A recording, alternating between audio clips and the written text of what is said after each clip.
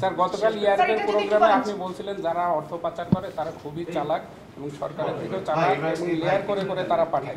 এর আগে স্যার আপনি বলেছিলেন যে পাচার করার অর্থ আপনারা ফিরিয়ে আনবেন, এখন তো বলা হচ্ছে যে ফেব্রুয়ারিতে নির্বাচন হবে, তো আপনাদের মেয়াদে আমরা কিছু ফিরে আনার বিষয়টা আপনারা না শোনেন, টাকাটা যখন পাচার করে তখন যারা পাচার করে তাদের বুদ্ধি টুদ্ধি জানে সব কীভাবে করতে হয়, কারণ ফাইন্যান্সিয়াল ইসেরেই করে। কিন্তু এটা আনতে হলে একটু সময়ের প্রসেসটা, তবে কিছু তো অগ্রসর হয়েছে। আপনার কোথায় যেন একটা আমি আর্টিকেল দেখলাম যে না একটু গতি হয়, আর অনেক লিগাল ফার্মের সাথে আলোচনা করা হচ্ছে, তারপর অনেক এজেন্সির সাথে আলোচনা অনেক দূর কিন্তু এগোচ্ছে। হয়তো ফেব্রুয়ারির মধ্যে কিছু হয়তো আসতে পারে, কিন্তু বাকিটুকু আমরা কিন্তু ওই ক্ষেত্রটা প্রস্তুত করি, কারণ এই ফর্মালিটিসও কিন্তু কোনো সরকারই কিন্তু অ্যাভয়েড করতে পারবে না। মনে করেন বললাম যে টাকা দিয়ে দাও সেন্ট্রাল ব্যাংকে, সুইস ব্যাংকে বলে দিলাম টাকা দিয়ে দাও, দেবে না তো, ওটা আপনার লিগাল ওয়েতে যেতে হবে, সেটা তো অলরেডি কিন্তু আমরা ইন এ প্লেস।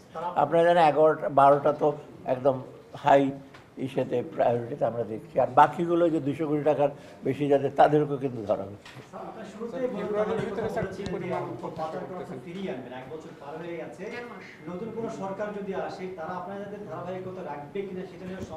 রাখতে তারা বাধ্য, কারণ যে প্রসেসগুলো আমরা চালু করলে এটা ছাড়া তো টাকা ফেরত আনতে পারবে না। তো আপনি ওরা যদি বসে থাকে ফেরত আসবে না, আর যদি আনতে হয় এই প্রসেসগুলো মেনটেন করতে হবে। এটা তো ইন্টারন্যাশনাল প্র্যাকটিস, এটা ছাড়া কীভাবে আনবে?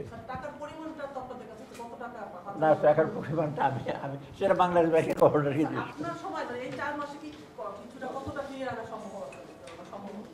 না, এই অঙ্কটা তো আমি বলতে পারবো না এক্স্যাক্টলি। আচ্ছা, কিছুদিন পরে দেখি বাংলাদেশ ব্যাংকে এটা একটা কম্প্রিহেনসিভ ইসে দেবে, একটা রিভিউ আমরা করছি, দেখি কতটুকু আনা যায়। কত অলরেডি কিন্তু আপনারা জানেন অ্যাসেট ফ্রিজ করা হয়েছে বাইরে কতগুলো দেশকে, কোথাও ওদের টাকা আছে, কোথাও অ্যাকাউন্ট আছে, কোন কোন দেশে ওদের পাসপোর্ট আছে, সেটাও কিন্তু তথ্য আছে। এখন বাকিটুকু কাজ করতে একটু সময় লাগে।